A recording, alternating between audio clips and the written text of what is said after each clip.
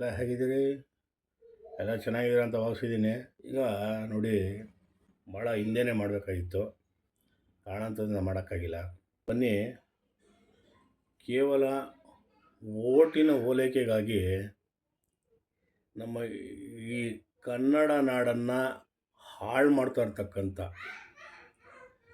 ಕನ್ನಡತನವನ್ನು ಕೆಡಿಸ್ತಾ ಇರ್ತಕ್ಕಂಥ, ಹಾಗೆ ಕನ್ನಡಿಗರನ್ನು ಕಡೆಗಣಿಸ್ತಾ ಇರ್ತಕ್ಕಂಥ ಈ ಕರ್ನಾಟಕ ಸರ್ಕಾರ, ಏನು ಕಾಂಗ್ರೆಸ್ ಸರ್ಕಾರ ಬಂದಿದೆ, ಈ ಸರ್ಕಾರದ ಒಂದೊಂದು ಕಾರ್ಯಗಳನ್ನ ಕೂಡ ನಾವು ಪರಾಮರ್ಶೆ ಮಾಡಿದ್ರೆ ಇವರು ಕೊಡುಗೆ ಕರ್ನಾಟಕಕ್ಕೆ ಶೂನ್ಯ. ಕನ್ನಡಿಗರಿಗಂತೂ ಏನೇನೂ ಇಲ್ಲ. ಜಾತಿ ಭೇದ ಇನ್ನೊಂದು ಕಡೆ ಇರಲಿ, ಎಲ್ಲ ಕನ್ನಡಿಗರು ಇಲ್ಲಿ ಯಾವುದೇ ಸಮುದಾಯ ಬರ್ಬೋದು. ನೇಕಾರ, ಕುರುಬ, ಮತ್ತೊಬ್ಬ ಬ್ರಾಹ್ಮಣ, SC ST, ಯಾವುದು ಎನಿವನ್ ಯಾವುದವರು ಆಗಿರಲಿ, ಎಲ್ಲರೂ ಕನ್ನಡಿಗರೇ. ಇಲ್ಲಿ ಕನ್ನಡಿಗರಿಗೆ ಆದ್ಯತೆಯೇ ಇಲ್ಲ. ಹಾಗೆ ಇಲ್ಲಿ ನೋಡಿ, ಎಲ್ಲಿಂದನೋ ಬರ್ತಾರೆ, ಬಾಂಗ್ಲಾದಿಂದ ಬಂದಿದ್ದಾರೆ,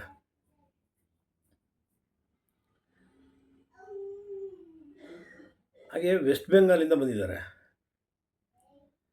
ಈ ಒಂದಷ್ಟು ಜನ ಬಂದು ಇವ್ರಿಗೆ ತುಂಬ ಪರ್ಫೆಕ್ಟಾಗಿರೋ ಪ್ಲೇಸು, ಆಮೇಲೆ ಬದುಕೋದಕ್ಕೆ ಅವ್ರನ್ನ ಯಾರೂ ವಿಚಾರಿಸೋದಿಲ್ಲ ಅನ್ನೋವಂಥ ಒಂದು ಮೊಂಡು ಧೈರ್ಯ, ಇದರೊಟ್ಟಿಗೆ ಇಲ್ಲಿನ ಸ್ಥಳೀಯ ಏನು ಒಂದಷ್ಟು ಲೀಡರ್ಗಳಿದ್ದಾರೆ, ಕೇವಲ ಸ್ಥಳೀಯ ಅಲ್ಲ, ರಾಜ್ಯ ಮಟ್ಟದಲ್ಲಿ ಕಾಂಗ್ರೆಸ್ ಸರ್ಕಾರದಲ್ಲಿ ಕೂಡ ಇದ್ದಾರೆ, ಸರ್ಕಾರ ಕೂಡ ಶಾಮೀಲಾಗಿರ್ಬೋದು. ಇದರೊಟ್ಟಿಗೆ ಲೋಕಲ್ ಲೀಡ್ರುಗಳು ಅವರೂ ಕೂಡ ಒಂದಷ್ಟು ಜನ ಶಾಮೀಲಾಗಿ ಈ ಒಂದು ಜಾಲವನ್ನು ತುಂಬ ವಿಸ್ತರಣೆ ಮಾಡ್ತಾ ಹೋಗ್ತಾಯಿದ್ದಾರೆ. ಕಾರಣ ಇಷ್ಟೇ ಸಿಂಪಲ್, ಎಲ್ಲ ಕಡೆಯೂ ಇವತ್ತು BJP ರಾರಾಜಿಸ್ತಾ ಇದೆ. ಕರ್ನಾಟಕದಲ್ಲಿ ಇವಾಗ ಸದ್ಯಕ್ಕೆ BJP ಇಲ್ಲ, ಆದರೆ ಮೋದಿ ಅಬ್ಬರಕ್ಕೆ ಇವತ್ತು ಕರ್ನಾಟಕದಲ್ಲಿ ಕೂಡ ಕಾಂಗ್ರೆಸ್ ಕೊಚ್ಕೊಂಡು ಹೋಗುವಂಥ ಪರಿಸ್ಥಿತಿ ಬರ್ತಾಯಿದೆ. ಹಾಗಾಗಿ ಮುಂದಿನ ದಿನಮಾನಗಳಲ್ಲಿ ಕಾಂಗ್ರೆಸ್ ಮತ್ತೆ ಬರಬೇಕು ಅಂತಂದರೆ ವೋಟ್ ಬ್ಯಾಂಕ್ ಬೇಕು. ಈಗ ಇವ್ರ ಯೋಗ್ಯತೆ ಎಲ್ಲ ನೋಡ್ಬಿಟ್ಟವ್ರೆ ಜನಗಳು, ನಮ್ಗೆ ಇವ್ರು ವೋಟ್ ಹಾಕಲ್ಲ ಅನ್ನೋದು ಅವ್ರಿಗೆ ಖಾತ್ರಿ ಆಗಿದೆ. ನಾವು ಜನಗಳಂತೂ ಖಂಡಿತ ವೋಟ್ ಹಾಕೋದಿಲ್ಲ ಅವ್ರಿಗೆ. ಹಾಗಾಗಿ ಅವ್ರೇನು ಮಾಡ್ತಾಯಿದ್ದಾರೆ ಅಂತಂದರೆ, ಎಲ್ಲೋ ಯಾವುದೋ ದೇಶದಲ್ಲಿರ್ತಕ್ಕಂಥವ್ರನ್ನ ಅವರು ಇಲ್ಲಿಗೆ ಬಂದರೆ ಇದರೊಟ್ಟಿಗೆ ವೆಸ್ಟ್ ಬೆಂಗಾಲು, ಬಿಹಾರು ಸರ್ಕಾರಿ ಜಮೀನುಗಳು ಎಲ್ಲೆಲ್ಲೈತೆ ಅಲ್ಲೆಲ್ಲ ಅವ್ರನ್ನ ಒಂದು ಇದು ಮಾಡಿ ಇಡೋ ಅಂಥದ್ದು ಕೆಲವು ಅಭ್ಯಪಾರಿಗಳು ಅಂತ ಕೆಲಸಗಳು ಒಂದಷ್ಟು ಜನ. ಇದರೊಟ್ಟಿಗೆ ಸರ್ಕಾರದಲ್ಲಿ ಈ ಜಮೀರ್ ಅಹಮದ್ ಅನ್ನೋಂಥ ಒಬ್ಬ ಸಚಿವ ಇದ್ದಾನೆ. ಇವರೆಲ್ಲದಕ್ಕೂ ಏನೋ ಗ್ಯಾಂಗ್ ಲೀಡ್ರೋ ಅಥವಾ ಗ್ಯಾಂಗ್ ಲೀಡರ್ ಆಗೋದಕ್ಕೆ ಹೊರಟಿದ್ದಾರೋ ಏನೋ ಗೊತ್ತಿಲ್ಲ. ಈ ಅಪ್ಪನ ಕುಮ್ಮಕ್ ಜಾಸ್ತಿ ಎಲ್ಲ ಕಡೆಯೂ.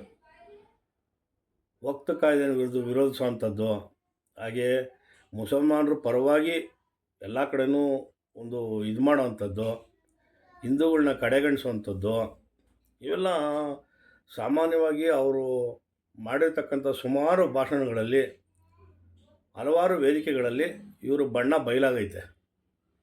ಇದರೊಟ್ಟಿಗೆ ನಮ್ಮ ಸಿದ್ದರಾಮಯ್ಯ ಸರ್ಕಾರ ಏನೈತಲ್ಲ, ಅವರು ಕೂಡ ಅವರು ಏನು ಹೇಳ್ತಾರೆ ಅಲ್ಲದ ಎಲ್ಲದಕ್ಕೂ ಅಸ್ತು ಅಂದ್ಕೊಂಡು ಮಾಡ್ತಾಯಿದ್ದಾರೆ.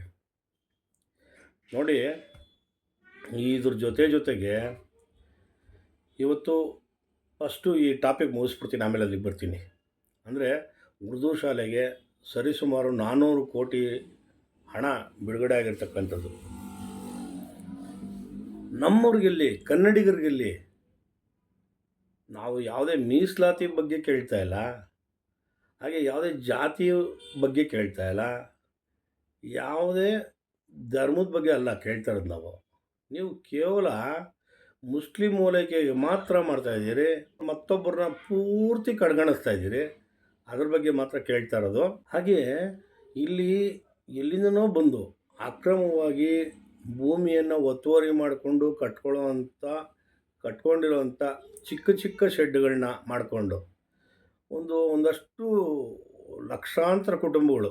ಕೇವಲ 1 ಕುಟುಂಬ, 2 ಕುಟುಂಬ, 1000 ಕುಟುಂಬ, 2000 ಕುಟುಂಬ ಅಲ್ಲ. ಬೆಂಗಳೂರಿನಾದ್ಯಂತ, ಬೆಂಗಳೂರು ಗ್ರಾಮಾಂತರದಾದ್ಯಂತ, ಸುತ್ತಮುತ್ತ ಕೇವಲ ನಮ್ಮ ಕಣ್ಣಿಗೆ ಕಾಣಿಸ್ತಾ ಇರೋಂಥದ್ದು ಅಷ್ಟೇ. ಇಡೀ ರಾಜ್ಯಾದ್ಯಂತ ಎಲ್ಲ ಜಿಲ್ಲೆಗಳಲ್ಲೂ ಇದು ನಡೀತಾ ಇದೆ.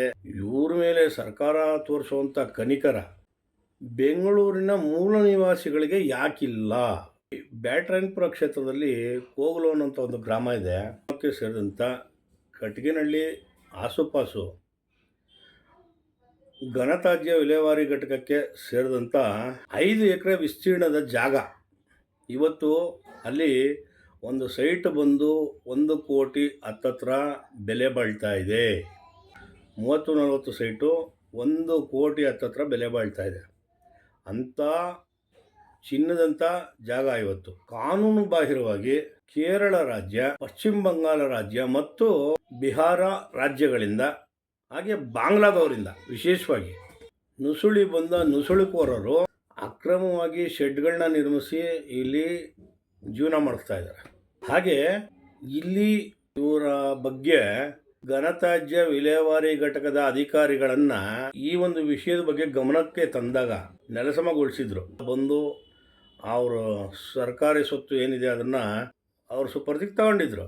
ಸದರಿ ಸ್ವತ್ತಿನಲ್ಲಿ ಅಕ್ರಮವಾಗಿ ಸಣ್ಣ ಪುಟ್ಟ ನಿವೇಶನಗಳನ್ನ ರಚನೆ ಮಾಡಿ ಅಕ್ರಮ ಬಂಡುಕೋರನ್ನ ಅಲ್ಲಿ ನೆಲೆನಿಲ್ಲಿಸಿದಂಥ ವಾಸಿಂ ಲೋಕಲ್ ಲೀಡ್ರು, ಕಾಂಗ್ರೆಸ್ ಲೀಡ್ರು ಎಲ್ಲ ಅಲ್ಲಲ್ಲಿ ಏನು ಮಾಡ್ತಾ ಇದ್ದಾರೆ, ಸರ್ಕಾರಿ ಜಾಗ ಎಲ್ಲೆಲ್ಲಿದೆ ಅಲ್ಲಲ್ಲಿ ಒಂದಷ್ಟು ಜನನ ಶೆಡ್ಗಳನ್ನ ಹಾಕಿಸ್ಬಿಡೋದು.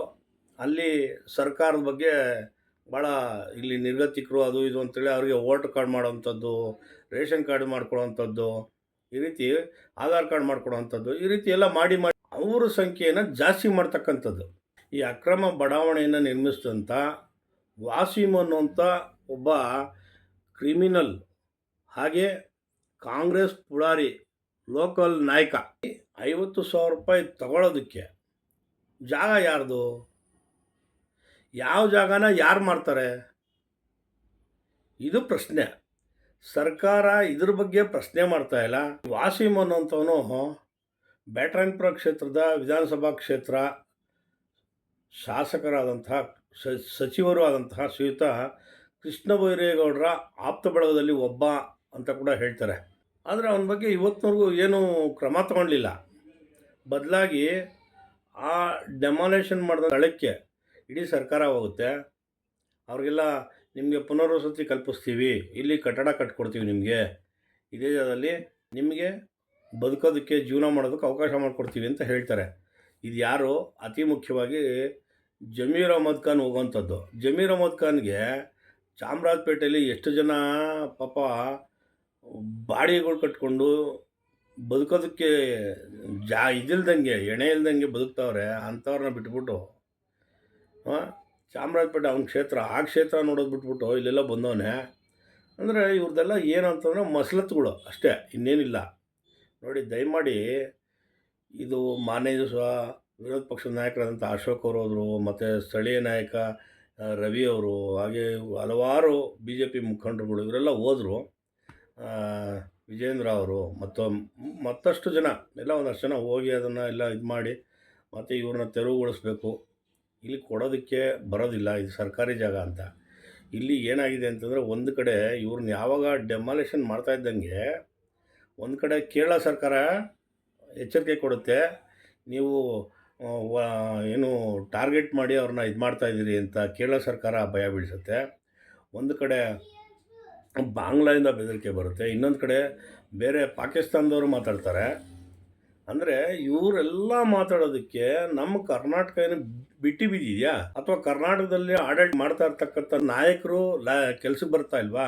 ಅಥವಾ ನಾಯಕರಿಗೆ ಅವ್ರಿಗೆ ಖಡಕ್ ಉತ್ತರ ಕೊಡೋಕ್ಕಾಗ್ತಾ ಇಲ್ವಾ? ತಲೆ ಬೆಳೆಸ್ಕೊಳ್ತಾ ಇಲ್ಲ. ನೀವು ತಲೆಯಲ್ಲಿ ಮೂಳೆ ಬೆಳೀತಾ ಇತ್ತು ಹೊರತಾಗಿ ಬುದ್ಧಿ ಬೆಳೆಸ್ಕೊಳ್ತಾ ಇಲ್ಲ. ಹಾಗಾಗಿ ಇದೆಲ್ಲ ಆಗ್ತಾ ಇರ್ತಕ್ಕಂಥದ್ದು. ದಯವಿಟ್ಟು ಸ್ಥಳೀಯವಾಗಿ ಬೆಂಗಳೂರಿನ ಮೂಲ ನಿವಾಸಿಗಳು ಯಾರಿದ್ದಾರೆ, ವಿಶೇಷವಾಗಿ ನೀವು ಇದೇ ಕೆಲಸ ವಿದ್ಯಾರಣ್ಯಪುರಕ್ಕೆ ಸೇರಿದಂಥ ತಿಂಡು ಗ್ರಾಮದಲ್ಲಿ ಸುಮಾರು 300-400 ಸೈಟ್ಗಳನ್ನ ತೆರವುಗೊಳಿಸಿದ್ರಿ. ಯಾವ ಕಾರಣಕ್ಕೆ ಅಂತ ನೀವೇ ತಿಳ್ಕೊಳ್ಳಿ. ಪಾಪ ಅವರು ಸಾಲ ಸೋಲ ಮಾಡಿ ಕಟ್ಟಿದ್ರು, ಇನ್ನೊಂದು ಮಾಡಿ ಕಟ್ಟಿದ್ರು. ಅವ್ರ ಚಿನ್ನ, ಒಡವೆ, ವಸ್ತ್ರ ಎಲ್ಲಾದ್ರೂ ಸಣ್ಣ ಪುಟ್ಟ ಸೈಟ್ಗಳಿತ್ತೋ ಅಥವಾ ಊರಲ್ಲಿ ಜಮೀನು ಮಾರಿ ತಗೊಂಬಂದು ಏನೋ ಮಾಡಿದ್ರೋ ಅವೆಲ್ಲ ಎಲ್ಲಾರನ್ನೂ ಹೊಡೆದಾಕ್ಬಿಟ್ಟು ನೆಲಸಮ ಮಾಡಿ ಬೀದಿಗೆ ಬಿಟ್ಬಿಟ್ರಲ್ಲ ನೀವು. ಹಾಂ, ಕನ್ನಡಿಗರನ್ನ ಸ್ಥಳೀಯವಾಗಿ ವಾಸ ಮಾಡ್ತಾ ಇದ್ದವ್ರನ್ನ ಅವರು ಕಾಣಿಸ್ಲಿಲ್ವ ನಿಮ್ಮ ಕಣ್ಣಿಗೆ? ನಿನ್ನೆ ಮೊನ್ನೆ ಬಂದು ಅವನೆಲ್ಲೋ 50,000 ರೂಪಾಯಿ ಕೊಟ್ಟ, ಅವನು ಶೆಡ್ ಹಾಕ್ಬಿಟ್ಟ, ಇದ್ಬಿಟ್ಟ, ಅವನಿಗೆ ಪುನರ್ವಸತಿ ಕಲ್ಪಿಸ್ಬಿಟ್ರಿ. ಇವ್ರಿಗೆ ನೀವೇ ಹೊಡೆದಾಕಿ ಹಾಳು ಮಾಡಿದ್ರಲ್ಲ ಅವ್ರ ಸಂಸಾರಗಳ್ನ, ಬೀದಿಗೆ ತಂದ್ರಲ್ಲ. ಒಂದು 10,000 ಜೀವಗಳನ್ನ ಈಚೆ ಬೀದಿಗೆ ಬಿಸಾಕಿದ್ರಲ್ಲ. ಈ ರೀತಿ ಎಲ್ಲ ಮಾಡ್ತಿರಲ್ಲ. ಹಾಂ, ಇವಾಗ ಅವ್ರು ನಿಮ್ಮ ಕಣ್ಣು ಕಾಣಿಸ್ಲಿಲ್ವಾ? ಹಾಂ, ಜಮೀರ್ ಅಹ್ಮದ್ ಅವರೇ, ಅದೇ ಕ್ಷೇತ್ರದಲ್ಲಿ ಎಷ್ಟು ಜನ ನಿರಾಶ್ರಿತರಾಗೋದ್ರು ಗೊತ್ತಾ? ನಿಮ್ಮ ಸರ್ಕಾರ ಮಾಡಿರೋಂಥ ಕೆಲಸ, ಗಣಂದಾರಿ ಕೆಲಸಗಳಿಂದ ಸುಮಾರು 400 ಕುಟುಂಬಗಳಿಗಿಂತ ಮೇಲೆ ನಿರಾಶ್ರಿತರಾದರು. ಅವ್ರು ನಿಮ್ಗೆ ಕಣ್ಣು ಕಾಣಿಸ್ಲಿಲ್ವೇನ್ರಿ? ರೀ ಕೃಷ್ಣ ಬೈರೇಗೌಡ್ರೆ, ನೀವು ಕ್ಷೇತ್ರದವರು, ನೀವೇ ತಾನೇ ಮಾಡಿಸಿದ ಕೆಲಸ. ಆ 400 ಕುಟುಂಬಗಳಿಗೆ ಅಲ್ಲಿ ಸ್ಥಳಾವಕಾಶ ಮಾಡಿಕೊಟ್ಟಿದ್ರೆ ಆಯ್ತಾ ಇರಲಿಲ್ವಾ? ಹಾಂ, ಎಲ್ಲೋ ಇರೋರನ್ನ, ಎಲ್ಲಿಂದನೋ ಎಲ್ಲೋ ಬಂದವ್ರನ್ನ, ಹಾಂ, ಅವ್ರಿಗೆ ನೀವು ಕಟ್ಟಡ ಕಟ್ಕೊಡ್ತೀನಿ, ಬಹುಮಹಡಿ ಕಟ್ಟಡಗಳು ಕಟ್ಕೊಡ್ತೀನಿ, ನಿಮಗೆ ಅದು ಮಾಡ್ತೀನಿ ಇದು ಮಾಡ್ತೀನಿ ಅಂತ ಆಶ್ವಾಸನೆಗಳು ಕೊಡ್ತೀರಿ. ಹಾಂ, ನೀವೇ ಹೊಡೆದಾಕಿ ನೀವೇ ಬೀದಿಗೆ ಬಿಟ್ಟಂಥ ಸಂಸಾರಗಳು ನೀವು ಯಾಕ್ರಿ ಮಾಡೋಕ್ಕಿಲ್ಲ ಈ ಕೆಲಸ? ಯಾಕೆ ಅವ್ರೇನು ಪಾಪ ಮಾಡಿದರು? ಟ್ಯಾಕ್ಸ್ ಕಟ್ಟಿರಲಿಲ್ವಾ ನಿಮಗೆ? ಹಾಂ, ಅಥವಾ ಬೇರೆ ಇನ್ನೇನಾದರೂ ನಿಮಗೆ ಇನ್ನೊಂದೇನಾದರೂ ಮಾಡಿದ್ರಾ ನಿಮ್ಮ ಸರ್ಕಾರಕ್ಕೆ? ಬರೇ ವ್ಯಾಪಾರದ್ದು ಜಾಯಮಾನ ಬಿಡ್ರಿ. ಮುನ್ನ ಚುನಾಯಿಸಿದಂಥ ಜನಕ್ಕೆ ಚುನಾವಣೆಯಲ್ಲಿ ನೀವು ಆಶ್ವಾಸನೆಗಳು ಕೊಟ್ರಿ. ಆಶ್ವಾಸನೆಗಳನ್ನ ನಂಬಿ ಜನ ಓಟ್ ಹಾಕಿದ್ರು. ಕನಿಷ್ಠ ಪಕ್ಷ ಆ ಓಟ್ ಹಾಕಿದ್ದೆ ಸೌಜನ್ಯಕ್ಕಾದರೂ ನೀವು ಅವ್ರಿಗೆ ಒಂದಷ್ಟು ಮಾನವೀಯತೆಯಿಂದ ಏನಾದರೂ ಒಂದಷ್ಟು ಮಾಡಬೇಕ್ರಿ. ಇದರಲ್ಲಿ ಏನು ಮಾಡ್ತೀರಾ? ಹೆಣ್ಮಕ್ಳಿಗೆ ಏನೋ ಒಂದು ಸ್ತ್ರೀ ಶಕ್ತಿದು ಒಂದು ಇದನ್ನು ಮಾಡಿಬಿಟ್ಟು ಬಸ್ ಪಾಸ್ ಕೊಟ್ಬಿಟ್ರೆ 2,000 ರೂಪಾಯಿ ಕೊಡ್ತೀನಿ ಅಂದ್ಬಿಟ್ಟು 2,000 ರೂಪಾಯಿಗೆ ನವರಂಗಿ ಆಟಗಳು 100 ಆಟಗಳು ನಡೀತಾ ಇದೆ. ಅದಕ್ಕೆ ಕ್ಷೇತ್ರಕ್ಕೊಬ್ಬರು ಅಧ್ಯಕ್ಷರು, ಜಿಲ್ಲೆಗೊಬ್ಬರು ಅಧ್ಯಕ್ಷರು, ತಾಲೂಕೊಬ್ಬರು ಅಧ್ಯಕ್ಷರು, ಎಷ್ಟೆಷ್ಟು ಜನಕ್ಕೆ ಹಂಚ್ಕೊಂಡು ಹೋಗ್ತಾಯಿತ್ತೋ ಗೊತ್ತಿಲ್ಲ. ನೋಡಲ್ ಆಫೀಸರ್ಸ್ ನೋಡಿದ್ರೆ ಇವಾಗ ರಿಲೀಸ್ ಆಯಿತು ಅಂತಾರೆ, ಆಮೇಲೆ ನೋಡಿದ್ರೆ ಇಲ್ಲಿಂದ ಬಂದೇ ಇಲ್ಲ ಅಂತಾರೆ. ಏನು ಬರೀ ಇದೇ ಕತೆಗಳು. ಓಕೆ, ಆಯಿತು, ಅದೆಲ್ಲ ದರಿದ್ರ ಹಾಳಾಗೋಗ್ಬಿಡಲಿ. ನೀವಿಷ್ಟೂ ಮಾಡಿರೋದು ಒಂದು ಕಡೆ ಇದ್ದರೆ, ಇದು ನಿಮ್ಮ ಇಡೀ ನಿಮ್ಮ ಜೀವಮಾನದಲ್ಲಿ ರಾಜಕಾರಣ ಮಾಡ್ಕೊಂಡು ಬಂದಿದ್ರಲ್ಲ, ದೊಡ್ಡ ಕಪ್ಪು ಚುಕ್ಕೆ, ದೊಡ್ಡ ಕಪ್ಪು ಚುಕ್ಕೆ. ಇನ್ನಾದರೂ ನೀವು ಅರ್ಥಕೊಂಡು ಬದುಕಿದ್ರೆ ನಿಮ್ಮ ಬದುಕಿಗೊಂದು ಅರ್ಥ ಇರ್ತೈತೆ, ನಿಮ್ಮ ರಾಜಕಾರಣಕ್ಕೊಂದು ಅರ್ಥ ಇರ್ತೈತೆ. ಇಲ್ಲ ನಾನು ಹಿಂಗೆ ಕೆಸರು ಬುರದೆ ಒಳಗೆ ಒದಲಾಡೋದು ಅಂತಂದರೆ, ಗಂಧ ಬಿಡ್ತೀನಿ, ಕೆಸರು ಬುರದೆಲ್ಲೇ ಹೊಡೆದಾಡ್ತೀನಿ ಅಂದರೆ ನಿಮ್ಮ ಜನ ಬುದ್ಧಿ ಕಲಿಸ್ತಾರೆ. ತುಂಬ ದೂರ ಏನಿಲ್ಲ. ಈಗಾಗಲೇ ಕುರ್ಚಿಗೂ ಕಿತ್ಲಾಡ್ತಾ ಇದ್ದೀರಾ, ದುಡ್ಡಿಗೂ ಕಿತ್ಲಾಡ್ತಾ ಇದ್ದೀರಾ, ಕಾಮಗಾರಿಗಳು ಕಿತ್ಲಾಡ್ತಾ ಇದ್ದೀರಾ. ಕಾಂಗ್ರೆಸ್ಸಿಗೆ ಕೊಡ್ತೀನಿ ಅಂತೀರ. ಕಾಂಗ್ರೆಸ್ಸು ಶಾಸಕರೇ ನಿಮ್ಮ ಹಿಂದೆ ತಿರುಗಿ ಬಿದ್ದವ್ರೆ. BJP ಶಾಸಕರಿಗಂತೂ ನಯಾ ಪೈಸಾ ಬೆಲೆ ಇಲ್ಲ. JDSನವ್ರಿಗಂತೂ 5 ಪೈಸದ ಬೆಲೆ ಇಲ್ಲ. ನೀವು ಹೆಂಗೆ ಚುನಾವಣೆಯಲ್ಲಿ ಒಬ್ಬ ಜನಪ್ರತಿನಿಧಿಯಾಗಿ ಆಯ್ಕೆ ಆಗಿದ್ದೀರಿ, ಅದೇ ಥರ ಆಯಾ ನಾಯಕರು ಕೂಡ ಆ ಜನಗಳಿಂದ ಚುನಾಯಿತರಾಗಿ ಜನಪ್ರತಿನಿಧಿಯಾಗಿ ಬಂದಿರತಕ್ಕಂಥದ್ದು. ಆ ಬಂದಿರತಕ್ಕಂಥ ಶಾಸಕರಿಗೆ ಗೌರವ ಕೊಡಿ. ಹಾಗೆ ನಿಮ್ಮಪ್ಪನ ಮನೆ ದುಡ್ಡುಗಳೆಲ್ಲ ನೀವು ಹಂಚೋದು ನಮ್ಮಂಥವ್ರು ಜನಗಳು ಟ್ಯಾಕ್ಸ್ ಕಟ್ತಾರಲ್ಲ, ಆ ಟ್ಯಾಕ್ಸ್ ದುಡ್ಡನ್ನ ನೀವು ಕಲೆಕ್ಟ್ ಮಾಡಿ ಎಲ್ಲರಿಗೂ ಹಂಚೋದು, ಎಲ್ಲ ಕ್ಷೇತ್ರಗಳಿಗೂ ಕೊಡೋದು. ಅದೇ ನೀವು ಕಾಂಗ್ರೆಸ್ನವ್ರಿಗೆ ಒಂದು ರೀತಿ, BJP ಅವ್ರಿಗೆ ಒಂದು ರೀತಿ, JDSಗೆ ಒಂದು ರೀತಿ ಏನು ಮಾಡೋಂಥದ್ದು ನೀವು? ನಿಮ್ಮ ಮನೆಯಿಂದ ತಗೊಂಡು ಹಾಕ್ತೀರಾ ಅಲ್ಲಿ. ನಾವು ಕಟ್ಟೋ ಟ್ಯಾಕ್ಸ್ನ ನಮಗೇ ಇಷ್ಟೊಂದು ಇದು ಮಾಡ್ತಿರಲ್ರಿ ನೀವು. ನಮ್ಮ ಜನ ಫಸ್ಟು ಬುದ್ಧಿ ಕಲ್ತ್ಕೊಂಬಿಟ್ರೆ ನಿಮ್ಮನ್ನು ಎಲ್ಲಿಡಬೇಕು ಅಲ್ಲಿರ್ತಾರೆ. ಮನೆ ಬಾಗಿಲಿಗೆ ಸೇರಿಸ್ಬಾರ್ದು ನಿಮ್ಮಂಥವ್ರನ್ನ. ಜೈ ಹಿಂದ್, ಜೈ ಕರ್ನಾಟಕ.